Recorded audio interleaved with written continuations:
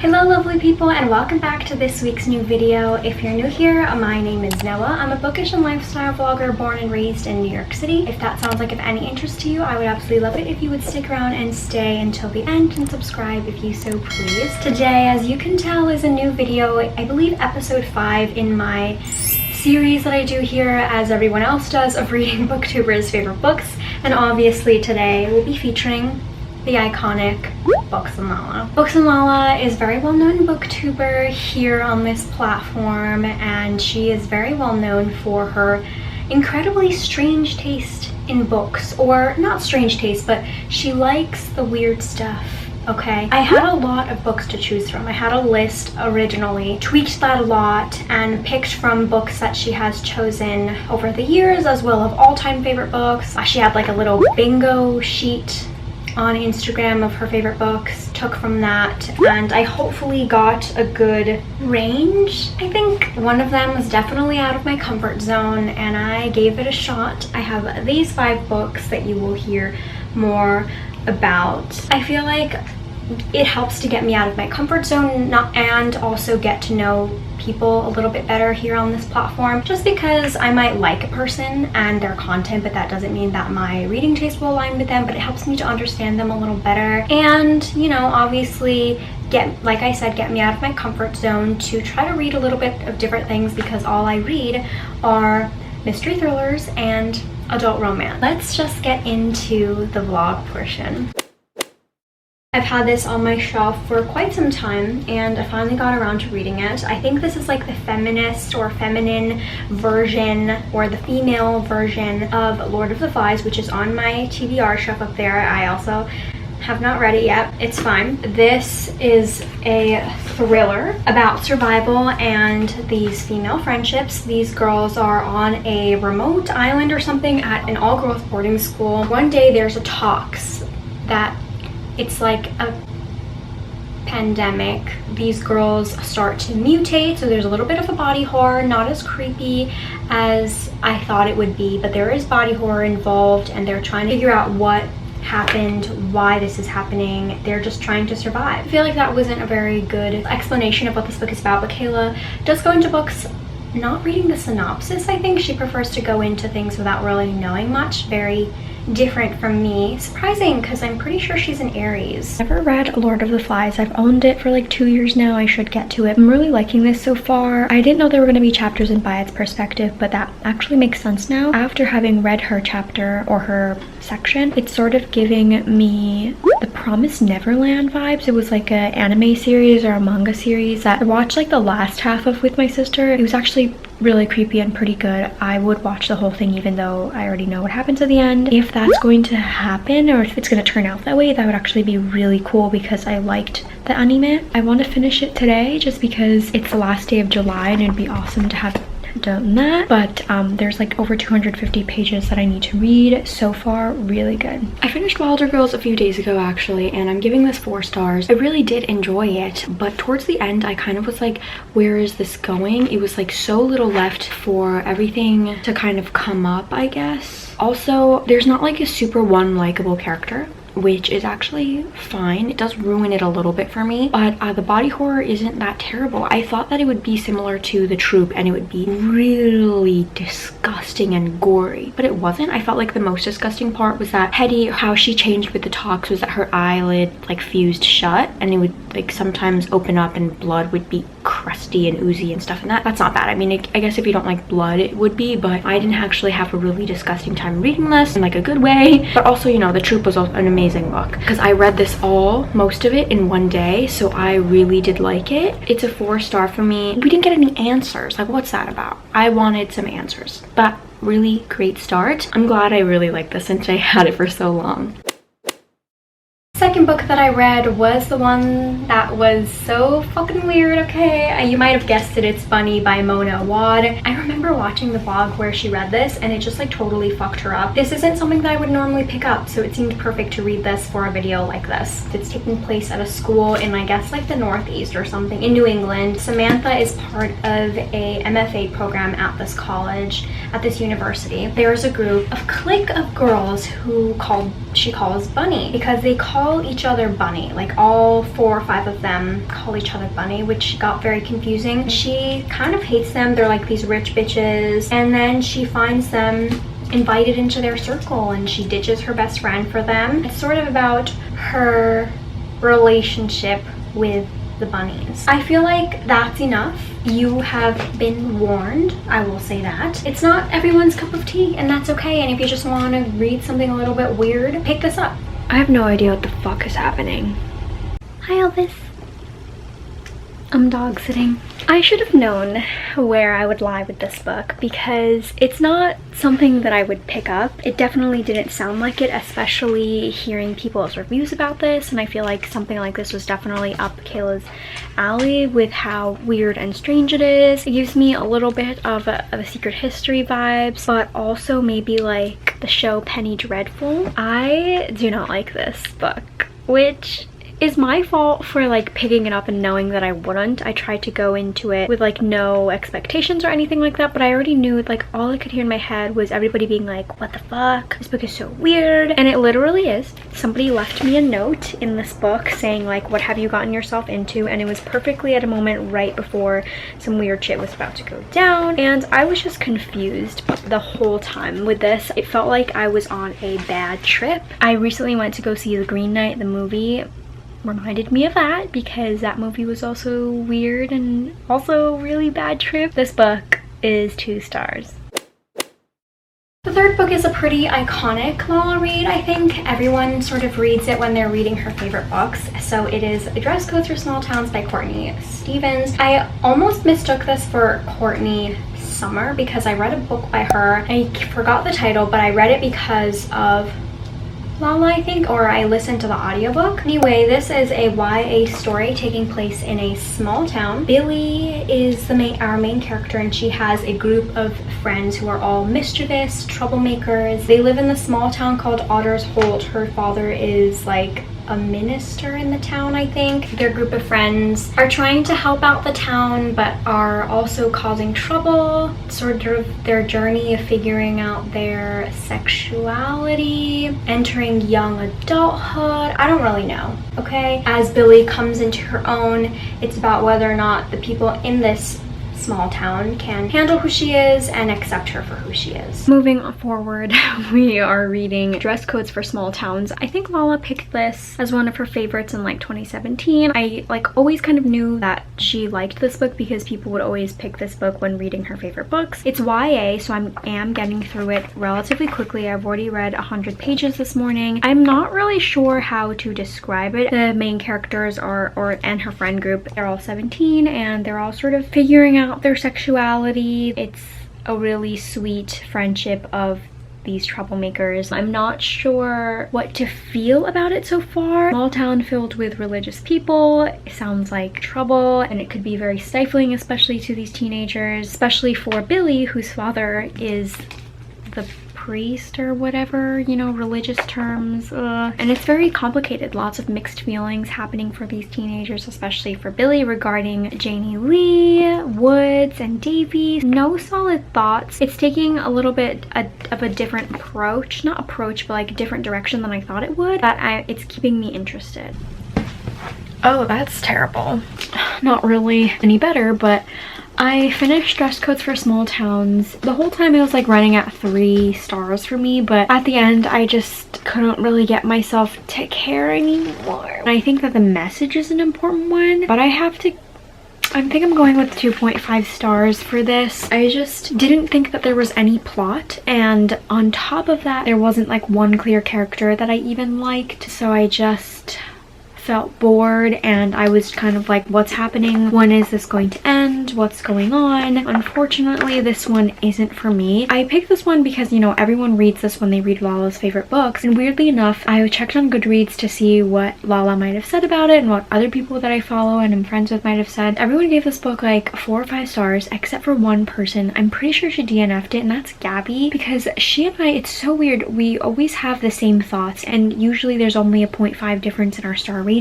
She and I are usually always on the same page. I'm gonna start Elatsoe tonight, and hopefully I can get into that one. I think that's a YA story as well. Next up we have one I think that's pretty recent. I do believe it was on her favorite books of 2020 or 2019.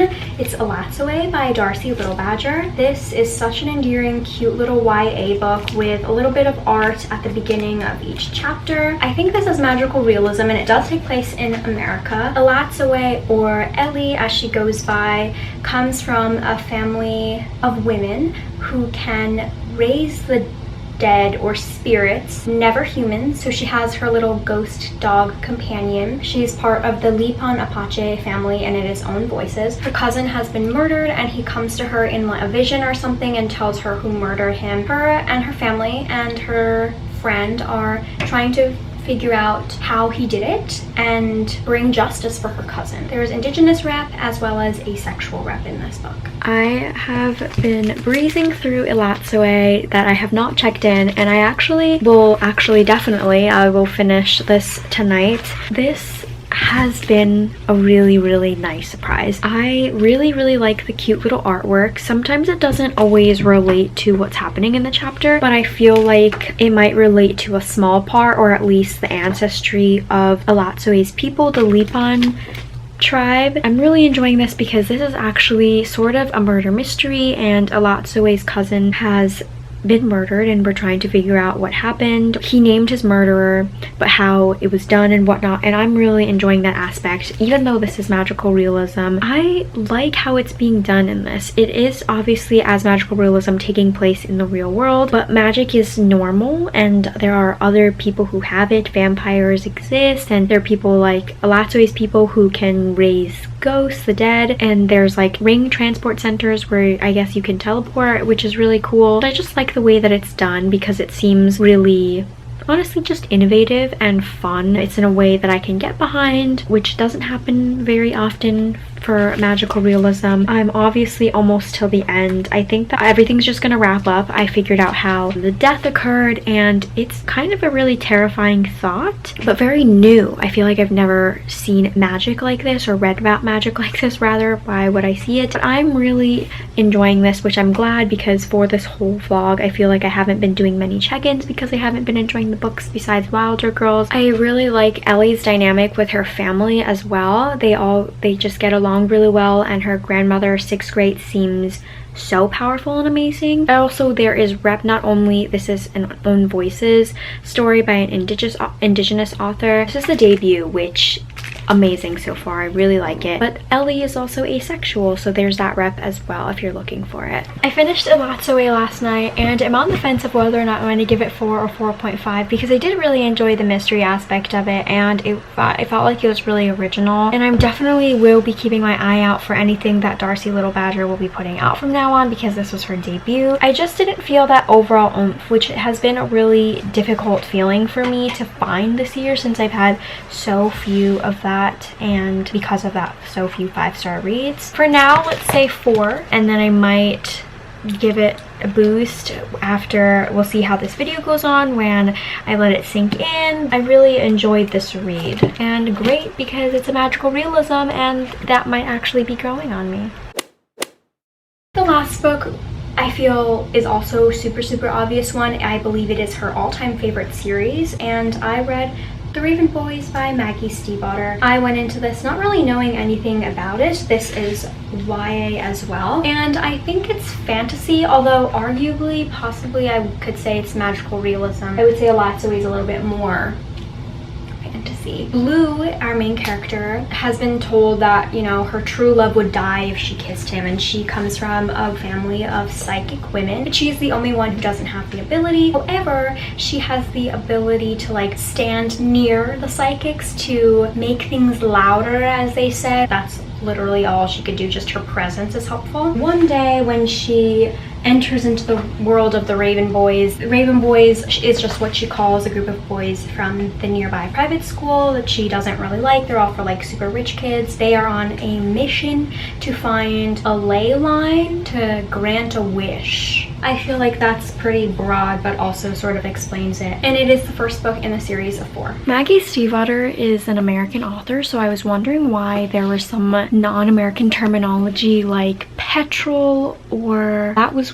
weirding me out. And then I just realized they spell yogurt with an H. And then I remembered that I bought this off of Book Depository, so it's a UK edition. So they changed things around. I mean, it's not bothering me too much. I was just wondering, but now I know. There is a hurricane coming our way, so Elvis's owners are coming a day early. So I really am liking this so far. I'm like almost halfway through with this. Ronan is a prick ass bitch with a fucking stick up his ass. He's sus. Possibly he's not human or something, or he has some sort of power himself. Blue is an interesting character. Gansey is obviously very privileged, and I feel like he doesn't really realize it yet, or he hasn't, like, you know, he doesn't understand that he comes off that way. He has a connection to Blue, which seems really cute. I don't know if this is supposed to have some sort of romance or not, but Adam is a sweetheart. I feel really bad for him, obviously, and he's trying to just go through it on his own, which is really heartbreaking. I'm curious to see more about Blue and if she does have these abilities. I'm not too sure what the terminology would be here, but there is definitely magic involved. This is a fantasy. It seems a little bit more like magical realism. Blue working at Nino's is giving me a Cinderella story, Hilary Duff working at that diner vibes. I mean, her meeting Gansey there. Tell me it's not true. I like the book so far, but I'm not understanding what happens when someone controls the ley line. Or I'm just like enjoying it even though I don't understand anything that's happening.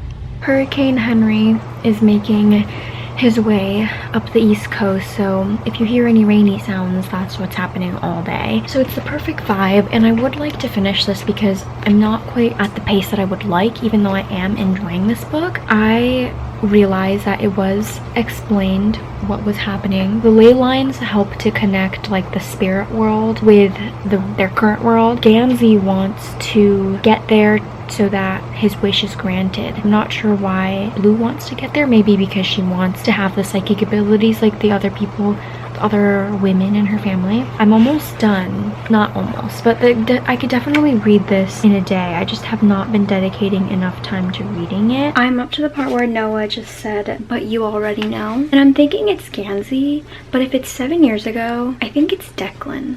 Okay, never mind. The answer was obvious. I just wasn't putting 2 and 2 together. I just don't care about his chapters, you know. This is going to get into a little bit of a spoilery thought, so mute, skip ahead. Does that mean that Gansey is alive because Noah was murdered?